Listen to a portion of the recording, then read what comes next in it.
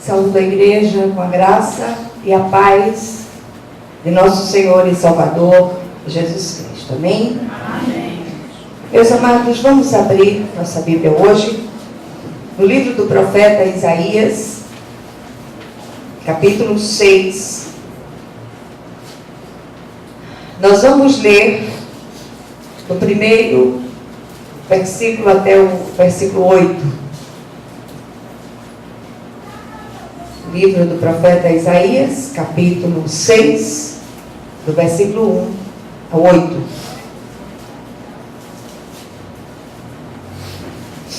Todos acharam? Amém. Glória a Deus. Diz assim a palavra do Senhor: no ano da morte do rei Uzias, eu vi o Senhor assentado sobre um alto e sublime trono. E as abas de suas vestes enchiam o templo. Serafins estavam por cima dele. Cada um tinha 6 asas, com 2 cobria o rosto, com 2 cobria os pés, e com 2 voava. E clamando uns para os outros, dizendo: Santo, Santo, Santo é o Senhor dos exércitos, toda a terra está cheia da sua glória. As bases do limiar se moveram à voz do que clamava, e a casa se encheu de fumaça. Então disse eu: ai de mim, estou perdido, porque sou homem de lábios impuros, habito no meio de um povo de impuros lábios, e os meus olhos viram o Rei, o Senhor dos exércitos. Então um dos serafins voou para mim, trazendo na mão uma brasa viva, que tirara do altar com uma tenaz. E com a brasa tocou a minha boca e disse: eis que ela tocou os teus lábios, a tua iniquidade foi tirada e perdoado o teu pecado. Depois disto, ouvi a voz do Senhor que dizia: a quem enviarei? E quem há de ir por nós? Disse eu: eis-me aqui, envia-me a mim. Amém? Amém. Glória a Deus. Vamos orar mais uma vez. Querido Deus e Pai celestial, nós nos colocamos à mercê do Teu Espírito, rogando a Ti que pelas misericórdias vivas de Jesus, o Senhor venha falar de um modo especial nesta tarde, a cada um de nós, em nome de Jesus. Amém. Amém. Glória a Deus.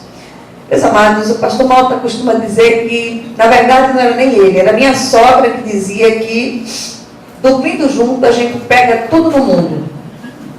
E eu acho que eu peguei o chororô do pastor. Esse texto, ele fala de um modo muito especial ao meu coração, e todos os louvores que nós cantamos, eles remetem ao que nós estamos lendo aqui. Essa busca pela presença de Deus, essa plenitude que nós precisamos tão desesperadamente nesses dias.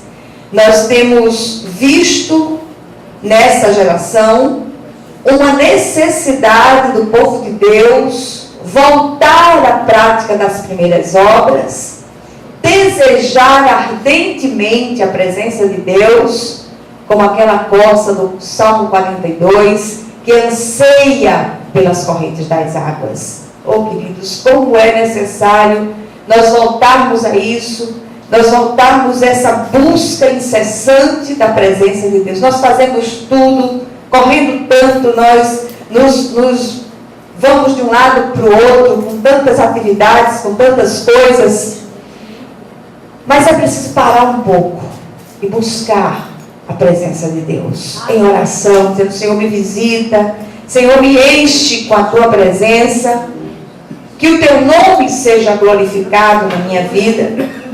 E uma das coisas que, um dos textos bíblicos que me impressionam muito, é essa visão dita pelo profeta Isaías. O texto, ele faz parte de um contexto maior, e vocês podem ler depois, vai até o versículo 13, e descreve o chamado ministerial do profeta Isaías. Esse chamado, ele foi marcado por 2 acontecimentos que abalaram profundamente as estruturas emocionais e espirituais daquele homem de Deus. Primeiro, a morte do rei Uzias, que era para o povo de Judá, era como se fosse um pai espiritual. E a morte daquele rei deixou no povo profundo pesar e uma sensação de orfandade. E logo depois daquele acontecimento que deixou toda a nação se sentindo órfã, inclusive o próprio profeta Isaías, a gente vê que ele teve uma visão impactante da glória de Deus. E eu fico pensando, hoje eu estava conversando com minha filha, dizendo a ela, olha, eu acho que esses homens e mulheres de Deus no passado, que enfrentaram tantas situações difíceis, tantos desertos, passaram por provas de fogo, enfrentaram leões, famintos, homens que enfrentaram reis poderosos, exércitos violentos, passaram pela prova de fogo, outros foram cerrados ao meio, como o profeta Isaías. Eu tenho a impressão que esses acontecimentos todos, essas visões impactantes de Deus, essas experiências sobrenaturais, deram forças a esses homens para enfrentar todas as coisas. Nós temos o exemplo do próprio apóstolo Paulo, que passou por todas aquelas coisas, foi uma das pessoas que enfrentou o sofrimento de uma forma tremenda. E aquele homem, ele experimentou uma grande visão do Senhor ressurreto na estrada de Damasco. Mas eu queria compartilhar um pouco a respeito desse chamado, porque aquela visão de Isaías, no momento desolador como aquele, ela me chama a atenção de um modo especial para o fato de que Deus nunca chega atrasado. E nós estamos vendo muitas pessoas nesses dias passando por momentos de dificuldade, e eu queria encorajar você que tem enfrentado tantas lutas, a buscar a presença de Deus. Amém. Olha, invista tempo em oração, invista tempo, feche a porta do seu quarto, fale com o papai que veio em secreto, e papai que veio em secreto lhe recompensará. Amém.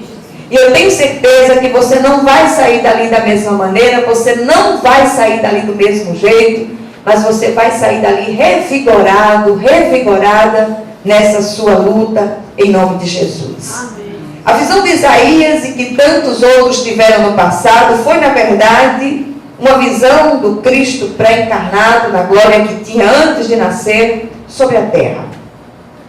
Esses homens e mulheres, eles foram visitados pelo sobrenatural de Deus, e todos, indistintamente, eles tinham uma marca: eram pessoas de busca. E depois dessas visões todas, nunca mais eles foram os mesmos. Podia cair 1000 ao seu lado, 10.000 à sua direita, intimamente, eles não foram atingidos. Mesmo tendo aqueles que foram martirizados, mas eles não sofreram dano, nem emocionalmente, nem espiritualmente. Embora o corpo físico tenha desaparecido, tenha morrido, tenha perecido, mas o corpo espiritual daquelas pessoas todas foi preservado. Amém. E todos eles viram a glória de Deus. Nós estamos vivendo no meio do povo de Deus um tempo de carnalidade nunca visto. Por isso eu queria muito dizer a cada um de vocês hoje: busque a presença de Deus. Amém. Não busque apenas a letra morta da lei, mas busque essa presença. O Senhor disse: errais não conhecendo as Escrituras, nem o poder de Deus. É palavra e poder, palavra e presença. Isso é necessário nos dias maus que nós estamos vivendo. E eu queria compartilhar com os amados 5 percepções do profeta, despertadas nele, por conta daquela visão impactante que ele experimentou. E a primeira percepção de Isaías, naquela sua grande visão, foi a percepção da santidade de Deus, que vai do versículo 1 até a primeira parte do versículo 3, e diz assim, deixa a sua Bíblia aberta, nós vamos voltar a ela. No ano da morte do rei Uzias, eu vi o Senhor assentado sobre um alto e sublime trono, e as abas de suas vestes enchiam o templo. Serafins estavam por cima dele. Cada um tinha 6 asas, com 2 cobria o rosto, com 2 cobria os seus pés e com 2 voava. E clamavam uns para os outros, dizendo, Santo, Santo, Santo é o Senhor dos exércitos. Toda a terra está cheia da sua glória. Então a primeira coisa que acontece com o profeta, a primeira percepção impactante que aquela visão trouxe, foi a visão da glória, da majestade, da santidade de Deus ali naquela situação.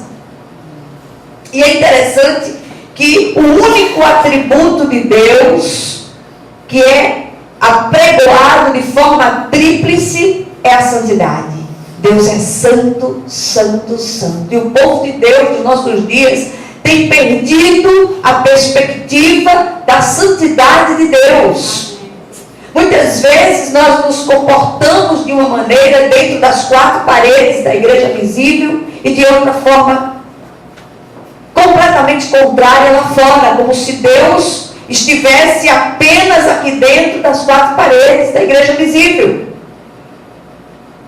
Aonde você estiver, meu irmão, se você é um servo de Deus, a santidade do Senhor está presente. Amém. Então nós não podemos perder isso de vista em nenhum momento.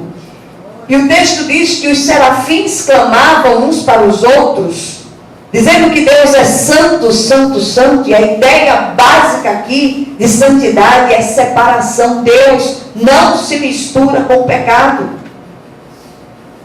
Deus não se mistura com as nossas práticas promíscuas. Deus é santo. Está faltando santidade nos negócios, está faltando santidade nos relacionamentos, está faltando santidade no trato uns com os outros. Tem faltado santidade. Por que tem faltado santidade? Porque nós não temos experimentado a santidade de Deus, nós não temos olhado para a santidade de Deus, nós não temos a visão que Deus é santo, santo, santo. Ele é infinitamente grandioso, absolutamente santo, por isso que nosso pecado sempre irá ofendê-lo. As nossas palavras, os nossos agires, as nossas formas de tratar com as pessoas, a nossa forma de negociar, tudo isso tem entristecido o coração de Deus. Nossas mentiras, nossas atitudes dolosas e ardilosas, nossas atitudes imorais, nossas posturas impuras. Olha, queridos, nossas palavras frívolas, nossos conceitos preconcebidos, nossos preconceitos, o Senhor quer tratar com cada um de nós. E é preciso que nós levemos a sério a santidade de Deus. Às vezes eu fico abismada como nós negligenciamos e banalizamos a santidade de Deus, porque onde quer que nós estejamos, o Senhor ele está presente. Amém. Olha, o grande problema quando não contemplamos a santidade de Deus é que nos tornamos cínicos, complacentes com os nossos próprios pecados. Nós somos muito rápidos no gatilho para apontar os erros dos outros, para dizer fulano está errado, ciclano está errado, fulano fez besteira, ele está fazendo bobagem, mas nós esquecemos de olhar para nós. Se cada um de nós parássemos e disséssemos: Senhor, examina-me a mim mesmo. Arranca de mim, Senhor, aquelas raízes malditas que o Senhor não plantou. Tira de lá, Senhor, aquilo que não é teu. Limpa, Senhor, profundamente o meu coração. Faz uma faxina nos porões da minha alma e vai tirando lá de dentro tudo que não é teu, Senhor. Mas vem com liberdade, que a tua santidade possa fazer essa grande varredura no nosso coração, em nome de Jesus. Olha, queridos, quanto mais nos aproximamos de Deus em um relacionamento íntimo e estreito, mais e mais vamos sendo transformados por Ele. Contudo, esse esforço ele não é meramente humano, porque ninguém se salva ou se santifica no esforço próprio. Nós dependemos de Deus. Quanto mais nos achegamos a Ele, mais Ele se achegará a nós. O que é que precisamos? Nos achegar, buscar, desejar ardentemente essa presença viva do nosso Deus. É a santidade de Deus que nos constrange a viver em santidade. Segunda percepção que veio ao profeta a partir daquela visão impactante que ele teve: por mais que a minha mente tente alcançar a magnitude daquela visão, eu não consigo chegar nem perto daquilo que aconteceu ali. E todas as vezes que eu leio esse texto, eu só tenho uma vontade: chorar e chorar muito. E clamar a Ele: Deus, tem misericórdia de mim. Ser propício a mim, pecadora. E a segunda percepção do profeta foi a glória de Deus, a majestade de Deus, que vem a partir da parte B do versículo 3 e do versículo 4, quando ele diz: toda a terra está cheia da sua glória, e as bases do limiar se moveram, a voz que clamava, e a casa se encheu de fumaça. É a glória de Deus, a glória viva do Senhor descendo quando os sacerdotes começavam a orar. A glória do Senhor enchia o templo, de modo que ninguém conseguia ficar lá dentro. Aleluia. E nós precisamos desejar ardentemente que a glória de Deus encha a nossa vida, cubra a nossa vida, assim como as águas elas cobrem o mar. A palavra glória vem de uma palavra hebraica, que eu não sei a pronúncia, mas deve ser kabod. Se escreve com K, kavod, mas se lê kabod. E essa palavra não tem uma tradução literal no português, como a maioria das palavras em hebraico. Porém, de uma maneira mais aproximada, descreve uma refulgente magnitude, algo grandioso que se aplica apenas à manifestação da glória de Deus. O sentido mais aproximado para compreendermos essa palavra é plenitude, enchimento, cobertura, domínio, preenchimento. E nós precisamos sim ser preenchidos assim, como nós cantamos num dos cânticos que diz assim: até que em mim se ache só a ti. Mas para isso eu preciso querer, eu preciso buscar, eu preciso desejar ardentemente. Essa semana eu vi de uma jovem passando por um momento muito difícil, e aquela jovem dizia o seguinte: todas as vezes que eu oro, eu digo ao Espírito Santo: o Senhor é muito educado, não bata na porta não, arrombe a porta e entre. O desejo daquela jovem pela presença de Deus era tanto, que ela disse: olha, eu quero isso para mim. Senhor, vem, derrama sobre mim, me visita de um modo especial. Nós precisamos ser impactados com visões de Deus, nós precisamos ser impactados com a presença gloriosa de Deus, com a santidade de Deus e com a glória de Deus. Nós somos templos vivos do Espírito Santo de Deus, e essa glória precisa nos encher até que nós sejamos esvaziados de nós mesmos. Olha, queridos, quando a glória de Deus enchia o templo, os sacerdotes, eles não podiam ficar lá. A glória deixava tudo tão cheio, tão preenchido, que nenhum ser humano conseguia ficar lá dentro. Na dispensação da graça, somos todos templos vivos de Deus. E essa glória precisa nos encher e ocupar todos os nossos espaços vazios, de maneira que não haja lugar para mais nada. E quando nós olharmos para o Senhor assim, quando Jesus for para nós o maior amor da nossa vida, nós aí vamos experimentar isso. Experimentar isso com todas as letras. Eu anseio por isso. Precisamos, à semelhança de Isaías, ter uma visão da glória e santidade de Deus. E isto só é possível através da pessoa do Cristo. Peça, clame, busque, porque todo aquele que busca, recebe de Deus. A terceira percepção do profeta foi a percepção do seu próprio pecado. Olha só o que diz o versículo 5. Versículo 5 diz assim: então disse eu, ai de mim, estou perdido, porque sou homem de lábios impuros, habito no meio de um povo de impuros lábios, e os meus olhos viram o Rei, o Senhor dos Exércitos.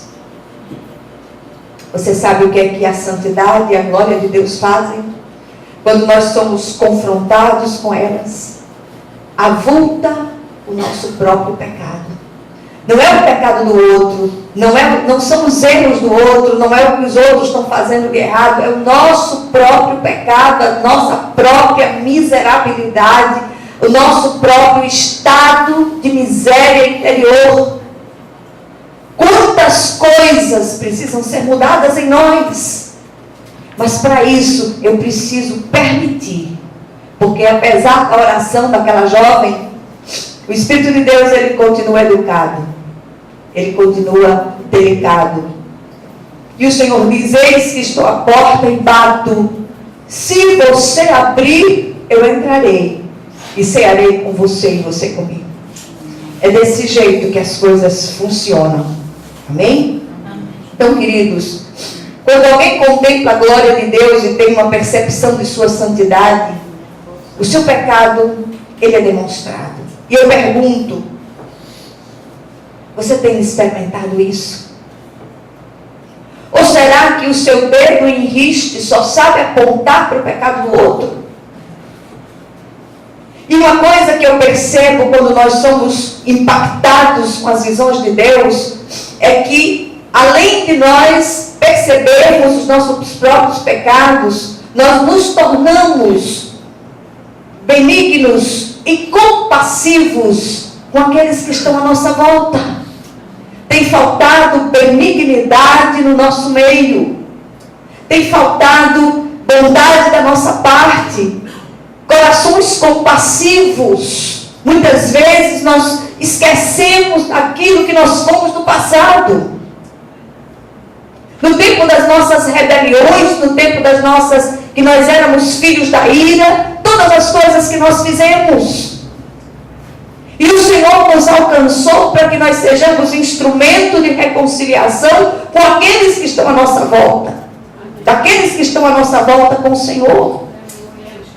Uma palavra amiga, um abraço terno, um acolhimento, não importa quem sejam as outras pessoas, mas nós precisamos nos deixar ministrar pelo Espírito Santo de Deus.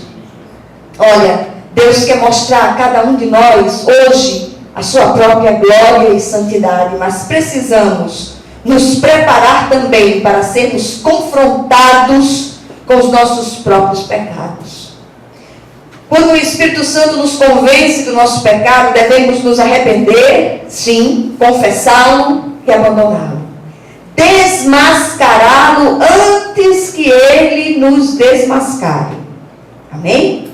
Então, queridos, a santidade e a glória de Deus nos fazem enxergar o pecado como ele é, sem máscaras, do politicamente correto dos nossos dias, ou a maquiagem das palavras que o banalizam como erro, deslize, tropeço, equívoco e tantas outras. Pecado chama-se pecado.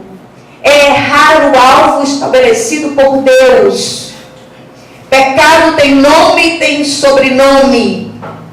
Mentira não é um deslize, é pecado. E muitos de nós temos mentido, achado que determinadas mentiras, elas são amenas, mas mentira é mentira. Mentiroso é filho do diabo. É isso que a palavra de Deus nos diz. Sem máscaras. Vocês querem ouvir mais? Rebelião não é temperamento forte, pecado, como idolatria, feitiçaria, ira, ódio, inveja, avareza, consumismo, fornicação, vícios, fumar, beber, se drogar. Essas práticas não podem ser atenuadas, porque a santidade e a glória de Deus, elas não permitem, nos revelam que tudo isto é pecado. Graça de Deus não é desculpa para atenuar o pecado, nem para a postura arrogante de acharmos que não temos pecado. Temos sim. Somos pecadores, regenerados pelo Espírito de Deus, mas ainda pecadores. Por isso, diariamente é preciso esse exercício de nos colocar diante de Deus, confessar o nosso pecado, pedir a Ele que o Senhor esteja nos livrando dele, abandoná-los, em nome de Jesus. Olha, Isaías enxergou isso. E aí a gente vem para a quarta percepção do profeta, que está nos versículos 6 e 7, que é a percepção da sua purificação. 6 e 7 dizem assim: então, um dos serafins voou para mim, trazendo na mão uma brasa viva que tirara do altar como tenaz. Com a brasa, tocou a minha boca e disse: eis que ela tocou os teus lábios, a tua iniquidade foi tirada e perdoado o teu pecado. Amém? Amém. O texto se refere a serafins, classe especial de anjos de Deus, e essa palavra ela aponta no hebraico para consumir pelo fogo. Então esses agentes purificadores de Deus, esses anjos, eles são purificadores de Deus, agentes de purificação. E quando nos arrependemos, confessamos e abandonamos os nossos pecados, os agentes purificadores de Deus, eles entram em ação. E aí nós começamos a ser tocados com essas brasas vivas do altar de Deus, e aquelas coisas são tiradas de nós, e é preciso que nós tenhamos juízo para não buscá-las e não reacender essas chamas novamente em nome de Jesus, mas deixar que elas sejam tiradas, desarraigadas de nós em nome de Jesus. Raízes profundas em nossos corações que precisam ser arrancadas de nós, e só vão ser arrancadas quando nós permitimos que o Senhor faça essa obra purificadora na nossa vida. Somos purificados pelo fogo.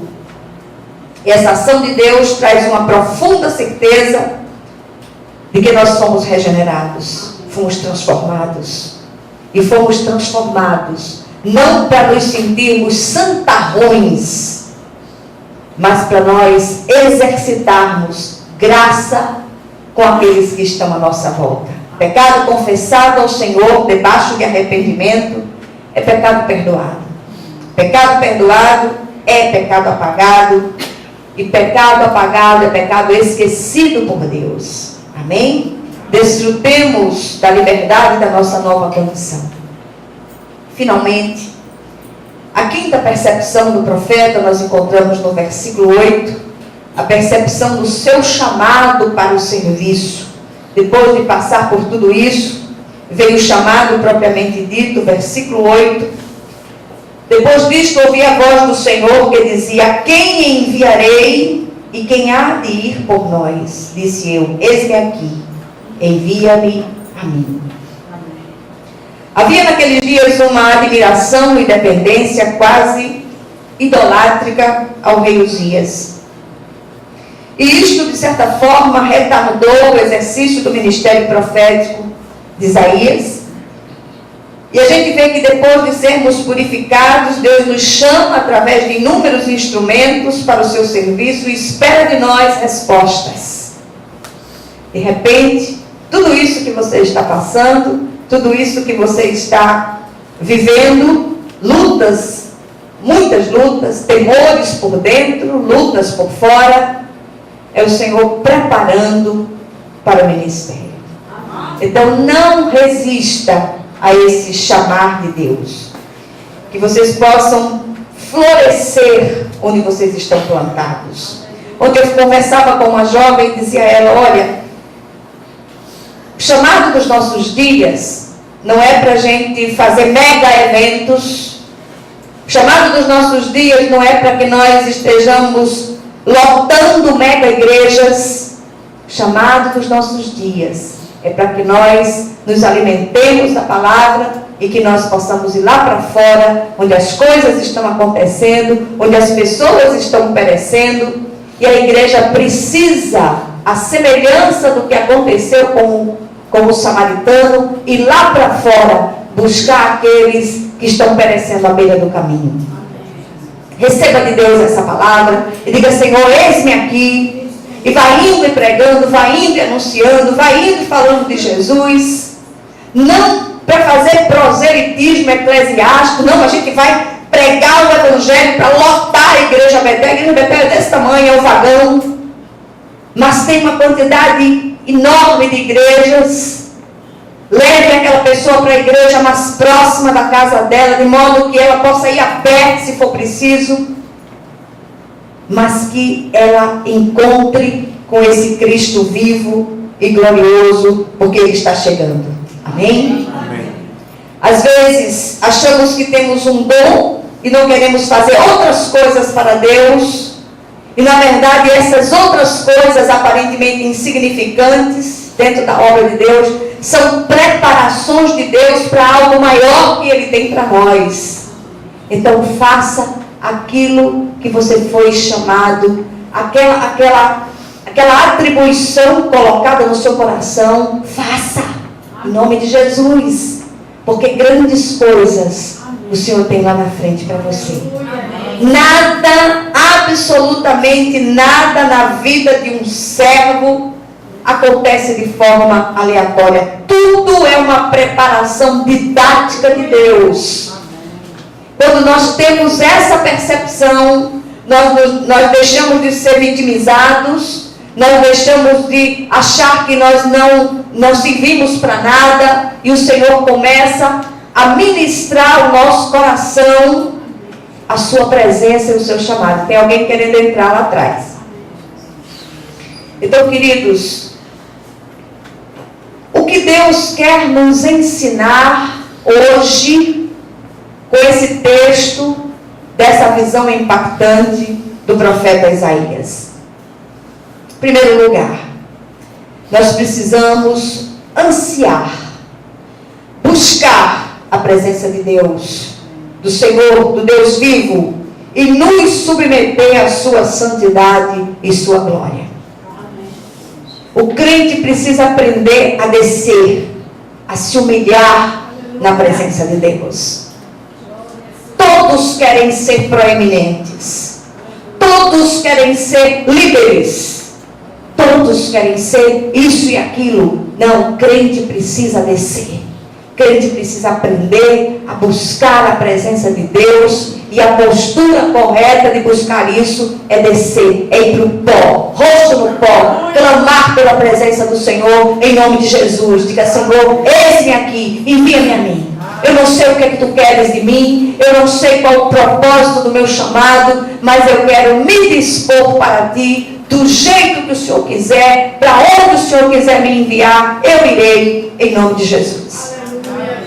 Segunda coisa que o texto me ensina é que nós precisamos reconhecer, nos arrepender, confessar e abandonar os nossos pecados, e isso todos os dias, porque pecamos diariamente por pensamentos, por palavras, por ações. Quantas coisas em nós precisam ser tratadas, mudadas, arrancadas. Quantas raízes profundas ainda existem nos nossos corações que precisam ser tiradas. Crente maduro, o Senhor pode. E nenhum de nós, incluindo a mim, nenhum de nós está pronto. Porque crente pronto vai para a casa de papai. Não fica nessa terra. Amém? Então nós todos estamos sendo tratados. Facilite as coisas para o Espírito de Deus. Deixa o Senhor ministrar nessa noite de um modo especial ao seu coração, em nome de Jesus. Outra coisa que nós precisamos aprender é não permitir que sejamos críticos dos outros, fiscais da vida do outro, que sejamos fiscais da nossa própria vida. Amém. No nosso grupo de estudo bíblico das mulheres, na terça-feira, nós começamos a fazer um trabalho, estabelecemos uma regra quase, onde sugerimos que as mulheres se mentoreassem a si mesmas. Seja seu próprio mentor. Seja sua própria mentora. Diga, Senhor, como eu posso aplicar esta palavra a mim? A começar em mim, como diz o cântico, quebra coração. Para que sejamos um, como o Senhor é em nós. Amém? Amém. Terceiro lugar, precisamos ser purificados. E para que nós sejamos purificados, nós precisamos nos submeter à santidade de Deus. Cada vez que nós nos submetemos à santidade de Deus, a nossa própria impureza, o nosso próprio pecado, ele é avultado, e nós somos constrangidos pelo Espírito de Deus a passar por essa purificação em nome de Jesus. Muitas vezes nós nos preocupamos tanto em transformar o outro. Transforme-se a si mesmo, em nome de Jesus. E em quarto e último lugar, precisamos nos dispor para Deus e sua obra, aonde quer que Ele deseje que trabalhemos. A obra é dele, e Ele capacita aqueles a quem Ele escolheu, à medida que caminham com Ele. Que o Senhor, Ele possa ministrar ao nosso coração essa palavra, em nome do Senhor Jesus. Amém?